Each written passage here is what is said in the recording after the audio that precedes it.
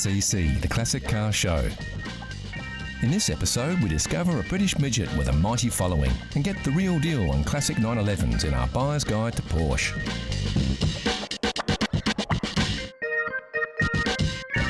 We go automotive treasure hunting and blow the dust off some classics as we talk about the coveted barn find. Also on the show, how well do you know your chrome? We'll put you to the test.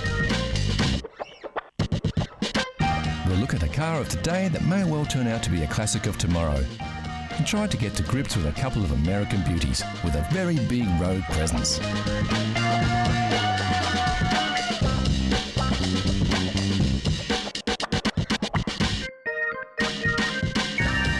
So sit back and get ready to cruise into the long open road that is CC, Classic Cars.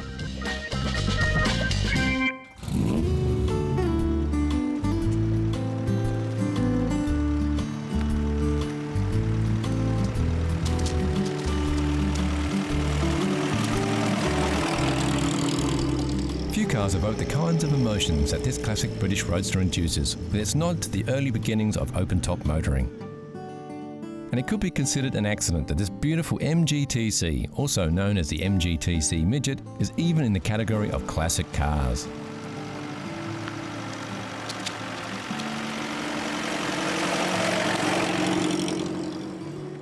The MG story started in 1928 with the release of its first vehicle, the M-Type or Midget, and it was an immediate success. It was produced and refined for nearly 10 years before the first MGT, the TA, was released in 1936. Well in a vintage class and not even close to the classic era.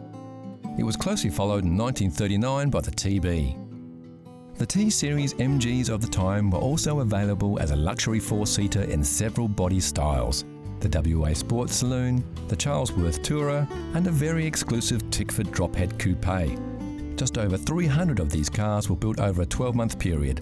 By the time the TC arrived, the luxury lines were dropped from production.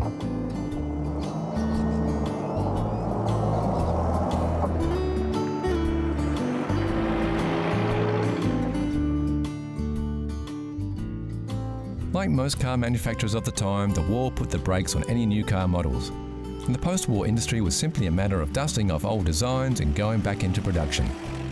This was exactly what the MG Car Company did, starting production of the MGTC in September 1945, with very minor changes from the original TA and TB models.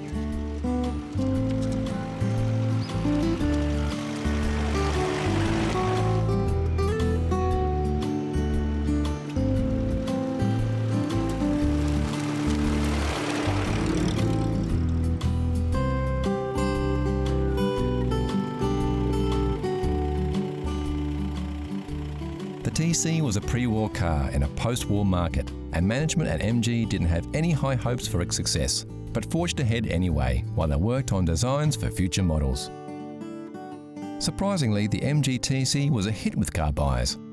While the USA was producing large and quiet, comfortable rides with loads of power, the MGTC was a loud, small-engined fun machine and was considered a real driver's car. This reputation led to the TC being the most successful car to come out of the MG plant since its inception in 1928. Exactly 10,000 production versions of the MG TC were produced from September 1945 to November 1949, a larger number than any previous MG model. It cost £527 on the home market in 1947, which would be about £21,000 in today's currency, or about $33,000 US. Many of the TCs were exported from the UK to the USA, even though it was never built in a left-hand drive configuration. The version of the TC exported to the USA did have some minor differences. The headlights were slightly smaller and were a sealed beam variety to meet US safety regulations. The twin rear lights were larger for the same reason. The US also demanded turn signals or indicators for local registration. To top it off, the US TCs also featured chrome bumpers as standard.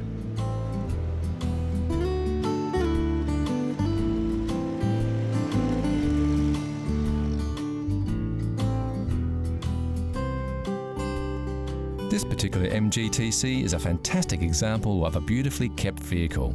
The The styling is unmistakable, with the classic wire wheels, synonymous with MGs, featuring the propeller-style knockoff, emblazoned with the MG logo. The organic lines of the rolling fenders that sweep right back to create running boards are in stark contrast to the angular, rigid structural design of the front end and the classic tool grille. Rounded chrome external headlights really accentuate the initial design era of the vehicle. Later models had these incorporated into the fenders for a more modern look. Driver comforts are at a minimum in the MG-TC. A cockpit-style driver position in front of a very retro spoke steering wheel set the tone for a plain but functional interior. Classic instrumentation spread right across the dashboard, a flat windscreen and suicide doors are all hallmarks of a time long gone.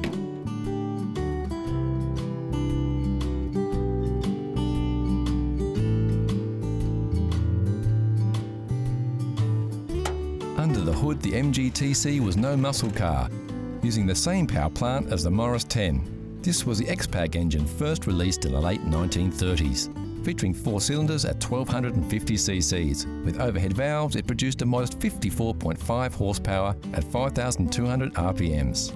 It was a reliable workhorse though, and had enough juice to keep the driver in that low cockpit flying around the corners.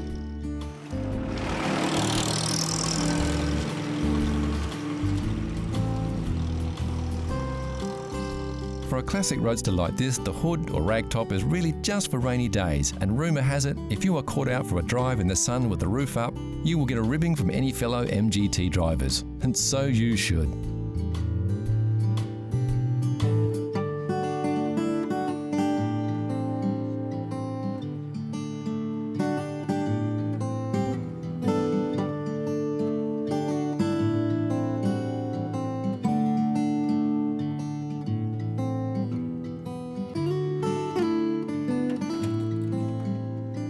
The MGT stayed in production until 1955. Over 56,000 cars, and 21 years later it was replaced by the MGA. Not bad for a midget.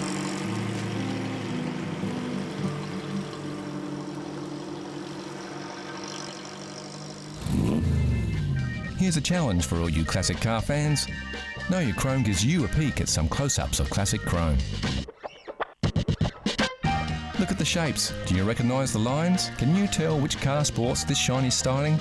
It's too early for clues, but we can tell you it's a car, it's a classic, and it's very, very cool. Look closely, and we'll give you more hints later in the show. Next on CC, the Classic Car Show. An exciting way to land yourself a classic car. A great Jag of tomorrow, and our buyer's guide to Porsche.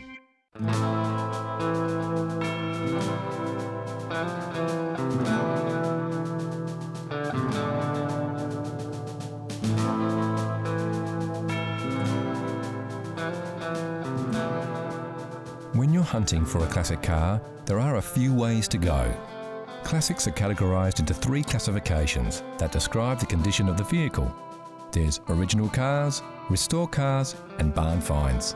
Original cars are vehicles that have been driven over their lifetime and are still likely to be on the road today. They have not been resprayed or restored and can sometimes have non-factory modifications made to them over time. The classic version is the little old lady who drove it to church on Sundays.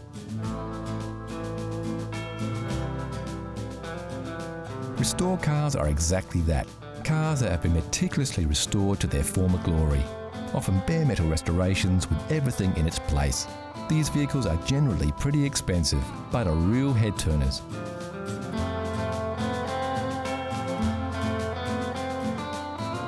There is, however, a much more exciting way to land yourself a classic car. Much like hunting for treasure, you can keep an eye out when travelling in the country for the elusive barn find. But what is a barn find? A barn find is generally exactly that. It's something that's found in a property or an old barn.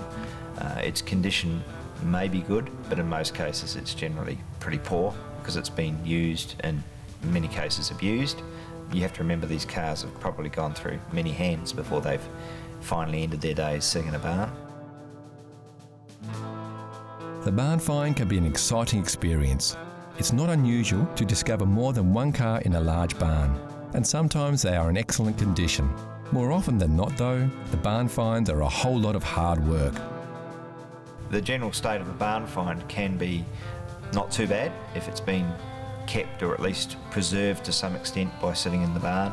However, in many cases it may mean that there have been rats inside the car and they've eaten the upholstery, they've laid nests in the upholstery. In some cases other wild animals have got into the car, or in some cases people have taken the doors off and allowed the car to be used as a sort of chook shed or something. So the interior of the car can be in a really, really appalling condition. The exterior of the car might not be too bad, but then again, if it's had years of rust, etc., then it's decayed quite a bit.